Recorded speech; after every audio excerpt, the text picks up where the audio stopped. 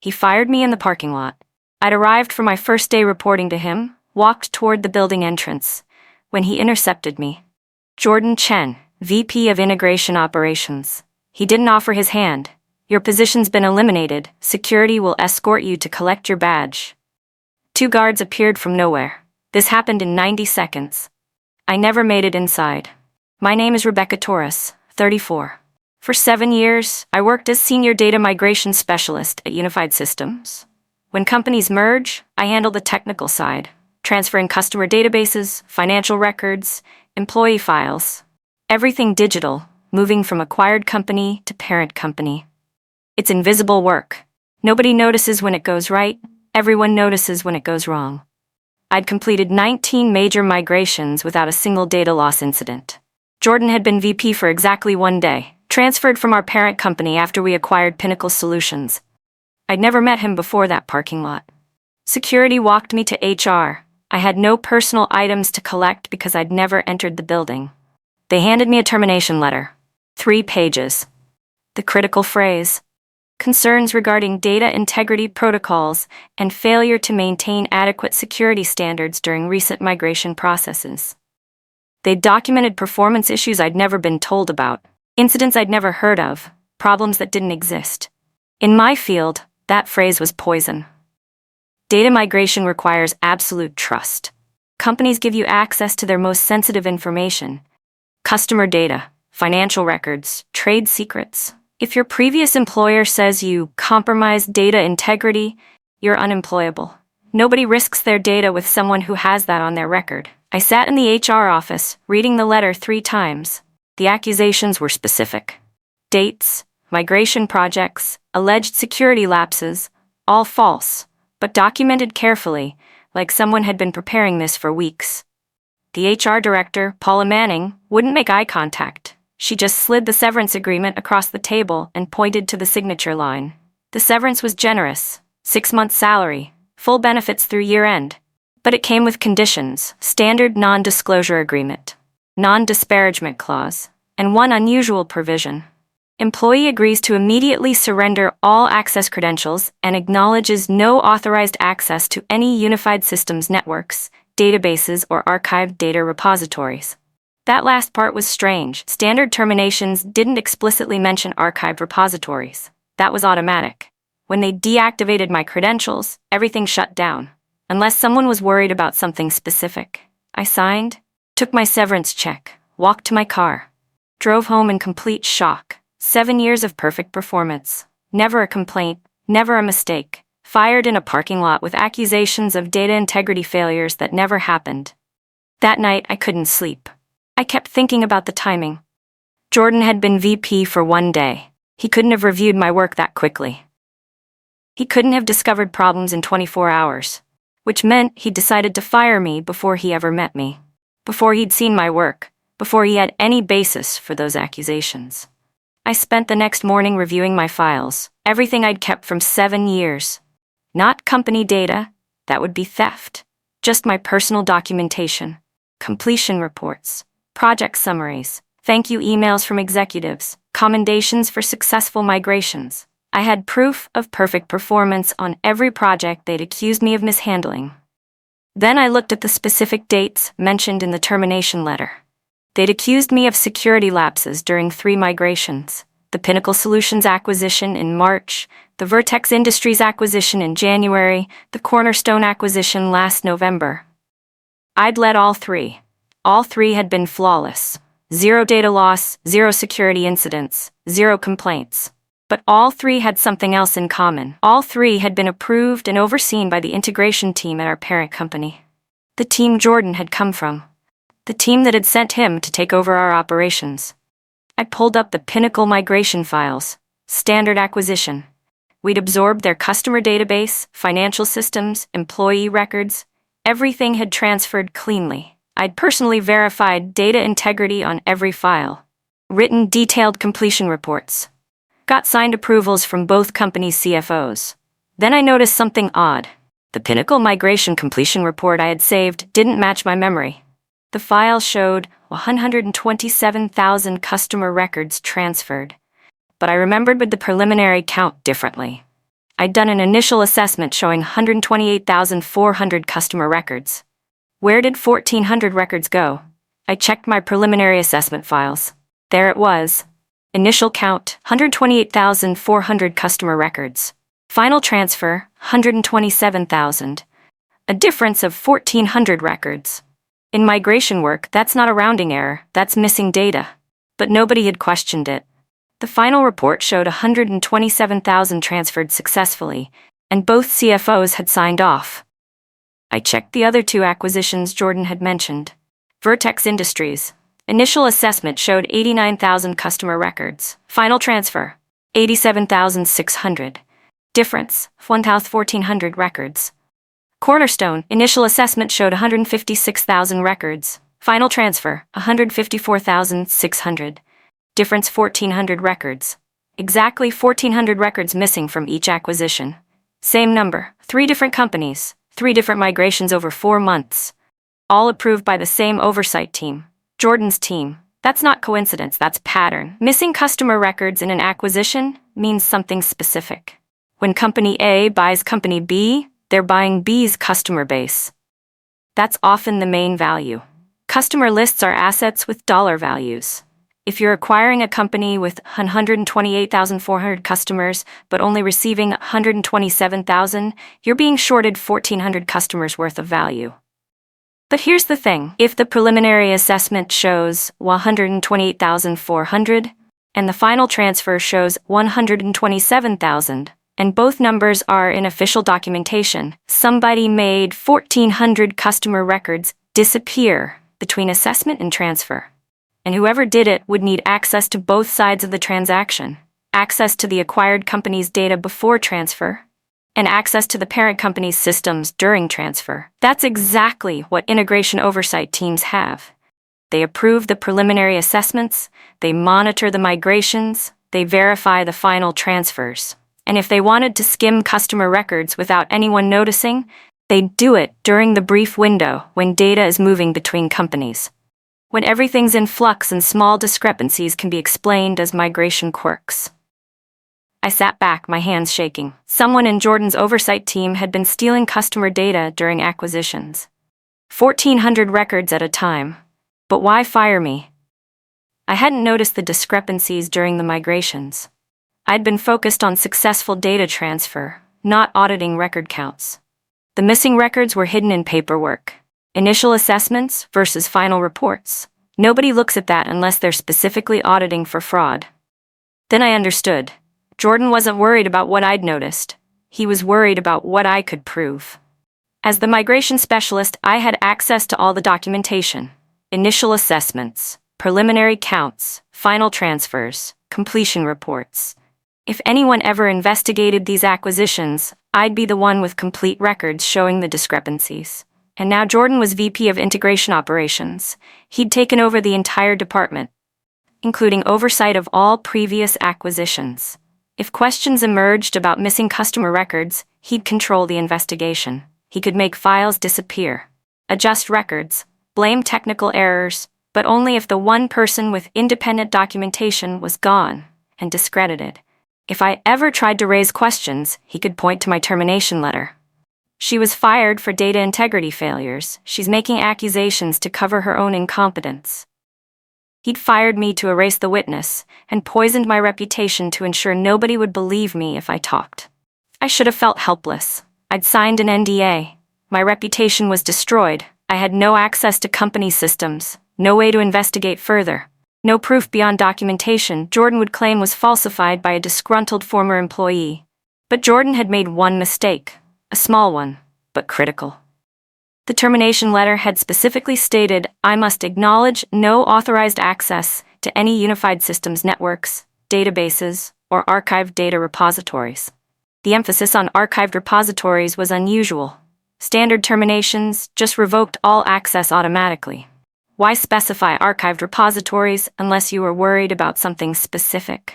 I'd worked at Unified Systems for 7 years, completed 19 major acquisitions. Every single migration created archive snapshots stored in our disaster recovery system. Industry regulation required it. If data migrations failed, we needed backup copies to restore. Those archives were kept for 7 years for audit purposes. And here's the thing about disaster recovery archives. They're separate from production systems. They're managed by a different team. They have different access protocols. When someone's terminated, their production access dies immediately. But archived access sometimes takes longer to revoke because it requires manual intervention from the disaster recovery team. I opened my laptop, pulled up the disaster recovery portal, entered my credentials, expected an access denied error. The system loaded. I was still in. My hands were shaking. This was technically authorized. I hadn't hacked anything. My credentials still worked. The severance agreement said I acknowledged no authorized access, but it didn't say my access was revoked. It assumed it would be. Someone had screwed up the termination process, probably because Jordan rushed it, fired me in a parking lot instead of following standard procedures. I had maybe hours before someone realized the oversight and killed my archived access. I needed to work fast. I pulled up the archive snapshots from the Pinnacle acquisition. There it was. Initial database snapshot, 128,400 customer records. Timestamp March 3, 9:15 a.m. Final transfer snapshot, 127,000 customer records. Timestamp March 3, 4:30 p.m. Both snapshots saved automatically by the system, unalterable. Part of regulatory compliance. Between 9:15 a.m. and 4:30 p.m. on March 3rd, 1,400 customer records had been removed from the database before final transfer. The archive logs showed who accessed the database during that window. 3 people. Me, handling the technical migration, the Pinnacle CFO doing final verification, and Jordan Chen listed as oversight approval.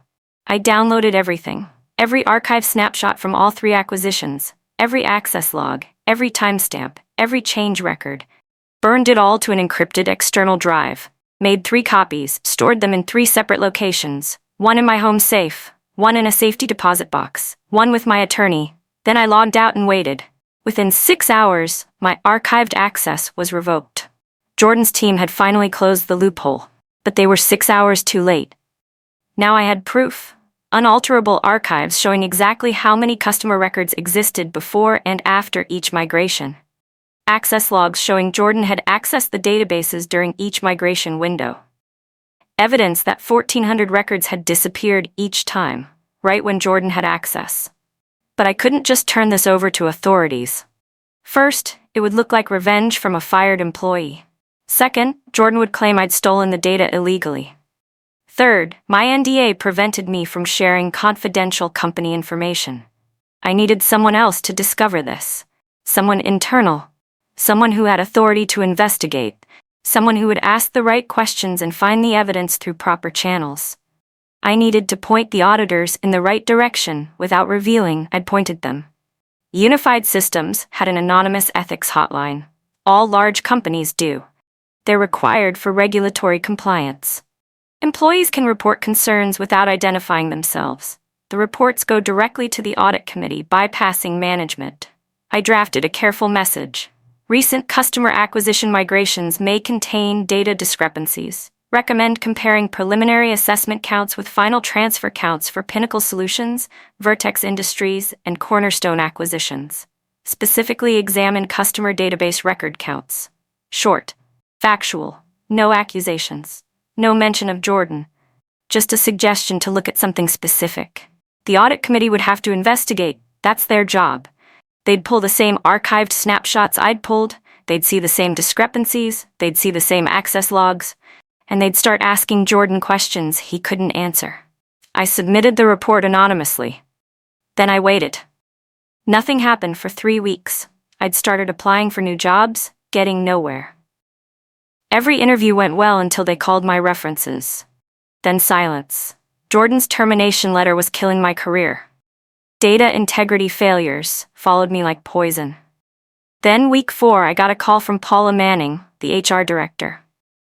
Rebecca, this is highly unusual, but our audit committee would like to speak with you. They're reviewing some historical migration documentation, and your name appears as lead specialist on several projects. Would you be available for a voluntary interview? Voluntary interview meant they couldn't force me. I'd been terminated. I had no obligation to help. But voluntary also meant they were investigating something. They'd found the discrepancies. They were digging into the acquisitions. And now they wanted to talk to the person who'd actually done the migrations. I agreed. 2 days later, I sat in a conference room with 3 audit committee members and their external forensic consultant. They asked careful questions. Had I noticed anything unusual during the Pinnacle migration? Had anyone accessed the databases besides me? Had there been any irregularities in the record counts? I answered honestly. Yes, I'd noticed the preliminary count was higher than the final transfer. No, I hadn't questioned it because the final report had been approved by oversight. Yes, other people had accessed the databases. That was standard for oversight approval. They asked who specifically had oversight access. I named Jordan Chen. Their expressions didn't change, but I saw the forensic consultant make a note. Then they asked the key question. Did you maintain documentation of the preliminary counts? Yes, I said. Standard practice. I always document initial assessments before beginning transfers. Do you still have those documents? The lead auditor asked. This was the moment. If I said yes, they'd ask to see them. But I'd signed an NDA. Sharing company documentation could violate my severance agreement. Jordan could sue me, claim I'd stolen confidential data, use it as proof I actually did have data integrity issues. No, I lied. I returned all company documentation when I was terminated, but those assessments should be in the archived disaster recovery snapshots. Standard regulatory protocol requires all migration documentation to be archived for 7 years. The forensic consultant nodded. We've pulled those archives. Your preliminary assessments are there. They show significant discrepancies with the final transfer counts. That's concerning, I said carefully. During my tenure, every migration was verified by oversight before final approval. If there are discrepancies, the oversight team would have been responsible for explaining them. Another note from the consultant. They thanked me for my time, said they'd be in touch if they had further questions. I walked out knowing I'd done exactly what I needed. Pointed them to the evidence without revealing I'd already found it. Answered their questions honestly without violating my NDA. Confirmed that Jordan had oversight access without accusing him of anything. Now they'd dig deeper. And Jordan wouldn't see it coming. 2 months passed. I'd given up on finding work in data migration. Jordan's poison letter had destroyed my reputation in the field. I was retraining for a different career, considering going back to school, when my phone rang. Unknown number. I almost didn't answer. Rebecca Torres? The voice was professional. This is Amanda Cross, General Counsel for Unified Systems. I'm calling regarding your termination.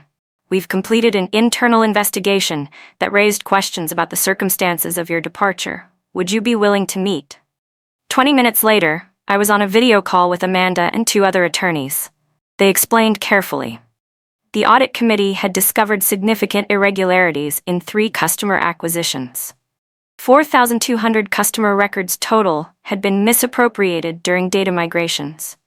The records had been extracted and sold to a competitor. The scheme had been orchestrated by someone with oversight access to migration processes. Jordan Chen had been terminated and was facing criminal charges for corporate espionage and theft of trade secrets. We need to address your termination, Amanda said. The allegations in your termination letter were false. Jordan fabricated them to eliminate you as a witness before taking over the integration department. We're prepared to offer a settlement. The settlement was straightforward. Full retraction of the termination letter. Public statement clearing my name. New reference letter signed by the CEO stating I'd been terminated wrongly and had no performance issues, plus financial compensation for damage to my career. They offered $200,000. There's one condition, Amanda said. We need to know how the audit committee got the anonymous tip that started this investigation. The ethics hotline report was very specific. It directed us exactly where to look. Someone knew about the discrepancies. I kept my face neutral. I wouldn't know. I was terminated before the investigation started. Amanda studied me. The thing is, to know about those specific discrepancies, someone would need access to both preliminary assessments and final transfer counts. That documentation only existed in disaster recovery archives. We pulled access logs for those archives during the relevant period. Only 3 people accessed those specific files. The audit committee. our forensic consultant, and you, 6 hours before your archived access was revoked. Silence. They had me. But they were smiling. Rebecca, we're not here to create problems, Amanda continued. We're here to fix them. Jordan rushed your termination and forgot to immediately revoke archived access. You technically had authorized access when you pulled those files. You didn't hack anything. You didn't steal anything. You used credentials you still had. And then you did something smart, she continued. Instead of coming forward as a witness, which would have looked like revenge and violated your NDA, you submitted an anonymous ethics report directing us where to look. You let us discover the evidence through proper internal channels. You didn't share confidential data. You just pointed us in the right direction. The other attorney leaned forward. That was exactly the right move. If you'd come to us directly with downloaded files, Jordan's attorneys would have claimed you fabricated evidence. They'd have tied this up in litigation for years. But by letting our audit committee discover everything independently through proper channels, you gave us unimpeachable evidence. We want to hire you back, Amanda said. Not in your old role. We need someone to oversee data integrity across all our acquisitions. Someone who understands the vulnerabilities. Someone who proved they'll do the right thing, even when it costs them personally. Director of Data Integrity, $200,000 salary. Reporting directly to the CFO. I sat back. 2 months ago I'd been fired in a parking lot, reputation destroyed, career dead. Now they were offering me a director position and public vindication. Why? I asked. Why not just settle quietly and move on? Because Jordan wasn't working alone, Amanda said. They pulled up an organizational chart. Jordan had been part of a 3-person oversight team at the parent company, the team that approved all acquisition migrations, the team that monitored data transfers, the team that had systematic access to every database during every migration. Jordan was extracting customer records during migrations, Amanda explained, but he couldn't sell them alone. He needed someone on the outside. Someone at a competing company who'd pay for stolen customer lists. They showed me bank records. Jordan had received payments from a shell company. The shell company was owned by another shell company. That one traced back to a competitor, Horizon Systems, Unified's main rival. They'd been paying Jordan to steal customer records from companies Unified acquired. Those customers were then targeted by Horizon's sales team before Unified could even integrate them. But here's the problem, Amanda said. We've only proved Jordan's involvement. We need to prove Horizon's involvement. We need to show they knowingly purchased stolen customer data. That requires someone who understands data migration forensics, someone who can trace the stolen records to Horizon's systems. She looked at me. We need you to help us finish this. I thought about it. Jordan had tried to destroy me, fired me in a parking lot, poisoned my reputation, made me unemployable, all to cover his theft. What exactly do you need? I asked. They explained the plan. Horizon had purchased 4,200 stolen customer records over 4 months. Those customers were now in Horizon's systems. But customer data leaves traces, email addresses, phone numbers, account histories. If those exact customers appeared in Horizon's database with the exact same details they'd had at the acquired companies, it would prove Horizon hadn't acquired them legitimately. We need someone to build a forensic comparison, Amanda said. Match the stolen records from our archives against Horizon's customer database. Show that Horizon has customers that they couldn't have gotten legitimately. Prove they knew the data was stolen. How do I access Horizon's database? I asked. You don't. We're working with federal investigators. They're executing a warrant for Horizon's data. They'll provide us access for civil litigation purposes, but they need an expert witness who can explain the forensics, someone who can testify that the data match proves knowing receipt of stolen information. I understood. They needed me to be the witness I'd avoided being before. But this time, I wouldn't be a disgruntled former employee making accusations. I'd be a reinstated director with a clean record, presenting forensic evidence in court. I'll do it, I said. They sent the settlement agreement that afternoon. I signed it. 3 days later, I started as Director of Data Integrity. Federal investigators executed the warrant 2 weeks later. Horizon's entire customer database was imaged and provided to our legal team. I spent 3 months building the forensic analysis. The evidence was devastating. Of the 4,200 customer records Jordan had stolen, 4,187 appeared in Horizon's database. Exact matches. Same email addresses, same phone numbers, same company names, same contact details. And here's the critical part. Horizon had no legitimate explanation for how they'd gotten them. These weren't customers who'd switched providers. These weren't leads from marketing campaigns. These were records that appeared in Horizon's database within days of being stolen from our acquisitions. Before Unified had even completed the migrations. Before those companies' customers even knew they'd been acquired. The timestamps proved everything. Customer records stolen from Pinnacle acquisition on March 3rd. Same customer appears in Horizon's database on March 5th. Customer records stolen from Vertex acquisition on January 12th. Same customer in Horizon's database January 14th. Over and over, 4,187 times. I documented everything, built comparison reports, created visual timelines, wrote a 200-page forensic analysis. It was unassailable. Horizon had knowingly purchased stolen customer data. The civil lawsuit was filed in federal court.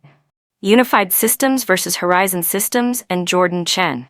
Trade secret theft, corporate espionage, fraud. The damages claim was staggering: $47 million in lost customer value, legal costs, and punitive damages. I was named as the expert witness. My forensic analysis was attached as evidence. Horizon's attorneys tried to attack my credibility. Miss Torres was terminated for data integrity failures. How can we trust her analysis? Our attorneys were ready. They presented the retraction letter, the CEO statement, the settlement agreement. They explained that I'd been wrongly terminated by the defendant Jordan Chen, specifically to prevent me from discovering his theft. My termination wasn't evidence of poor performance. It was evidence of Jordan's guilt. The judge allowed my testimony. I spent 2 days on the witness stand, walking through the forensics, showing the exact matches, explaining the timestamps, demonstrating that Horizon had no legitimate explanation for possessing 4,187 customer records stolen from our acquisitions. Horizon's defense crumbled. They tried to claim they'd acquired the customers legitimately through sales efforts, but they couldn't explain why those sales efforts succeeded only on customers stolen from our migrations, why the timing matched so perfectly, why the customer details were identical down to spelling errors in company names. 3 weeks later, Horizon's attorneys requested a settlement conference. They knew they'd lost. The forensics were too clear. The evidence too damning. A jury would destroy them. The settlement was negotiated over 2 days. Horizon agreed to pay $38 million. They admitted no wrongdoing publicly, but agreed to a permanent injunction preventing them from contacting any of the stolen customers. They agreed to delete all stolen records from their systems. And critically, they agreed to cooperate with criminal prosecution of their employees who'd participated in the scheme. 4 Horizon employees were eventually charged, 2 took plea deals, 2 went to trial and were convicted. All received prison sentences. Jordan Chen took a plea deal, 8 years federal prison, forfeiture of all payments received from the scheme, permanent ban from working in data management. Unified Systems issued a press release announcing the settlement. My name was mentioned specifically.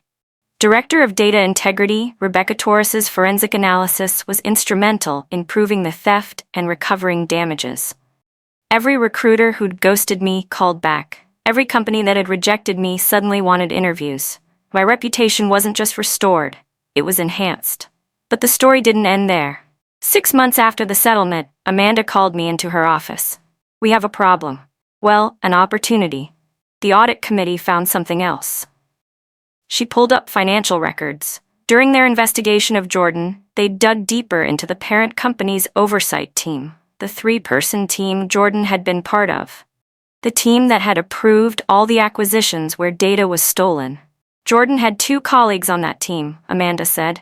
Both were cleared initially. They claimed they didn't know about Jordan's theft. Internal investigation found no evidence of their involvement. But, I asked, but one of them just got promoted to VP of Acquisitions at the parent company, and 2 weeks after his promotion, we acquired another company. And guess what happened during the migration? She showed me the preliminary assessment. 92,000 customer records. Then the final transfer count, 90,600 customer records. Difference, 1,400 records. The exact same pattern. Someone else on that oversight team learned Jordan's method, Amanda said. They're continuing the scheme. Different person, same theft. We need you to catch them, Amanda said. But we can't just launch another investigation. If they know we're watching, they'll cover their tracks. We need to catch them in the act. She explained the plan. Unified was about to acquire another company, Stellar Technologies. Preliminary assessment showed 156,000 customer records. If the pattern held, 1,400 would disappear during migration. We want you to lead the migration, Amanda said. Publicly, it's just a standard acquisition, but privately, you'll be monitoring every access, every change, every record movement. When they try to steal the data, you'll catch them doing it. I was hesitant. They'll know my name from the Horizon trial. Won't they be suspicious if I'm suddenly leading migrations? That's actually good, Amanda said. You're the new director of data integrity. It makes sense. You'd oversee major migrations. They'll think you're just doing quality control. They won't expect you're specifically hunting for theft. I agreed. 3 weeks later, the Stellar acquisition began. I led the migration team, completed the preliminary assessment, 156,000 customer records. Then I did something different. I implemented real-time monitoring on the customer database. Every access logged, every query tracked, every record modification flagged instantly. I waited. Migration day. The data transfer was scheduled for 2 p.m. I started the process. 156,000 customer records began moving from Stellar systems to Unified's database. Everything running smoothly. At 3:17 p.m., an unauthorized access triggered my alert. Someone had logged into the database using oversight credentials. Not my credentials. Oversight credentials from the parent company. I watched in real time as queries ran against the customer table, selecting specific records. 1,400 records, extracting them to an external file, then deleting them from the transfer queue. I had him. Screen recordings, access logs, timestamps, the complete theft happening live. But I didn't stop it immediately. I needed more. I needed proof of where the data went. I let the transfer complete. 154,600 customer records. The expected pattern, with 1,400 missing. Then I tracked the stolen file, watched where it was sent, an encrypted email to an external address. The email was routed through anonymizers, but our forensic tools tracked it anyway. The destination, another shell company, different from the one Jordan used, but investigations showed it traced back to the same competitor. Horizon Systems. They'd never stopped. They'd just switched operatives. After Jordan was caught, someone else on his team had taken over the scheme. They thought they were safe because the investigation had cleared them. I called Amanda immediately. Within 2 hours, we had emergency meetings with the audit committee, the CEO, and federal investigators who'd handled the Jordan case. I presented everything. The real-time logs showing the theft in progress. The screen recordings showing exactly which records were stolen. The email tracking showing where they went. The VP of acquisitions at the parent company was arrested within 48 hours. Federal agents executed warrants simultaneously on Horizon Systems, seizing their servers before they could delete evidence. This time, the evidence was even stronger. We'd caught the theft in progress. We had real-time recordings. We had the stolen data before it could be distributed to Horizon's sales team. We had unbreakable proof.